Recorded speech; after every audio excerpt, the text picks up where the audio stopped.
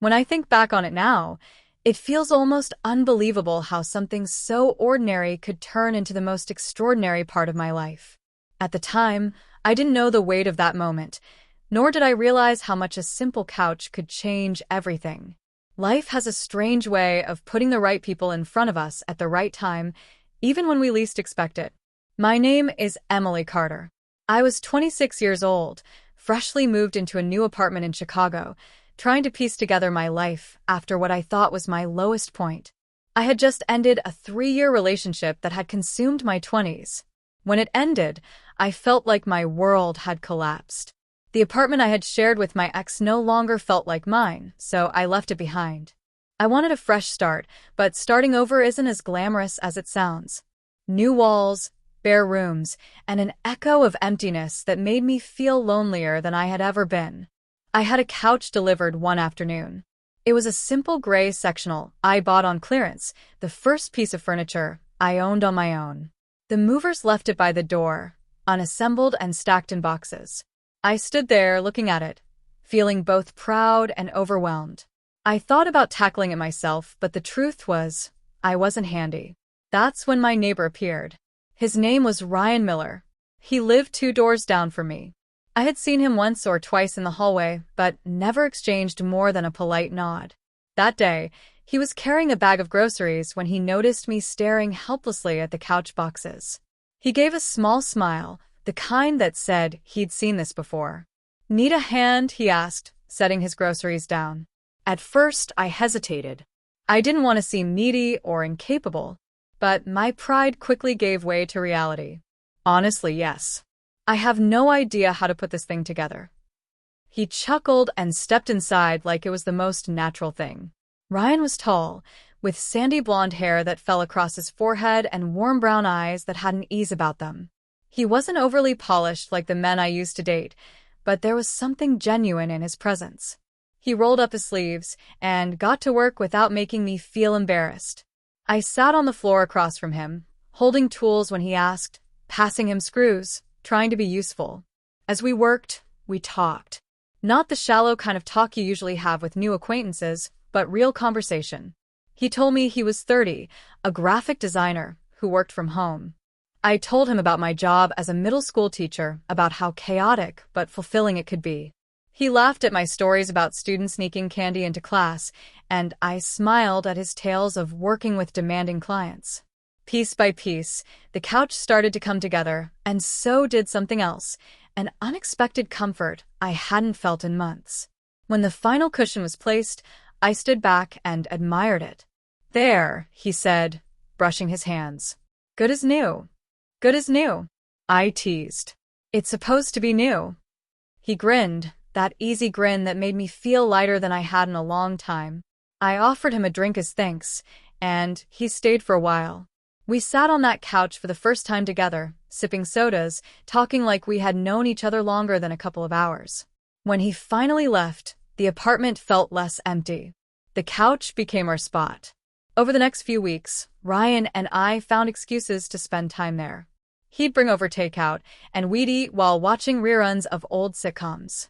Sometimes, I'd grade papers while he sketched designs on his laptop. It was never planned, never forced. It just happened. Slowly, naturally, like the changing of seasons. I wasn't looking for anything romantic. I told myself that over and over. I had just gotten out of something painful, and the last thing I needed was to rush into another relationship. But Ryan was different. He didn't push. He didn't expect.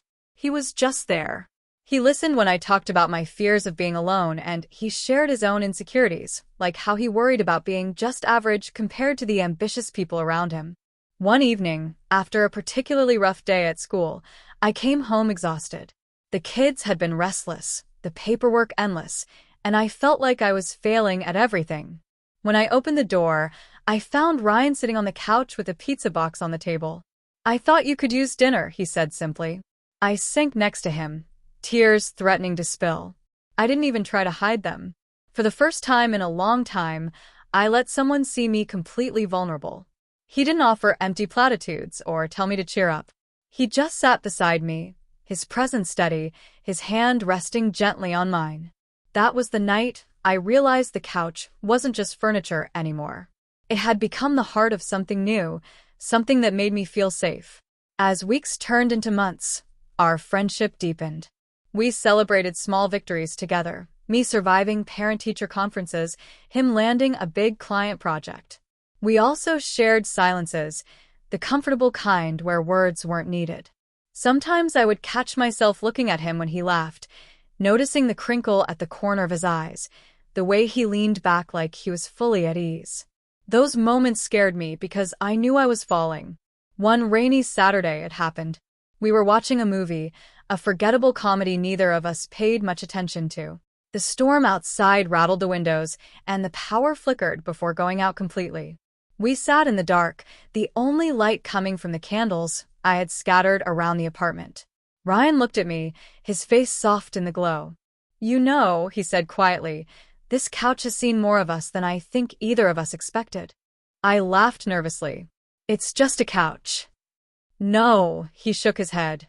"It's not just a couch. It's where I realized how much I like being around you." The words hung between us. My heart pounded, fear and hope colliding. Before I could think too much, he leaned closer.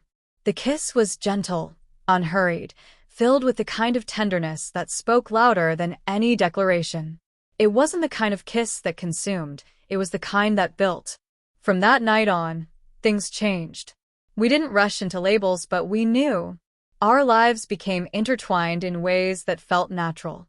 Sunday mornings were spent drinking coffee together. Weeknights meant him helping me cut out teaching materials, or me proofreading his project proposals. There were no grand gestures, no dramatic declarations. Just the steady, quiet building of something real. Looking back, I realized that the couch wasn't the beginning of a love story in the way movies portray. It was the beginning of healing.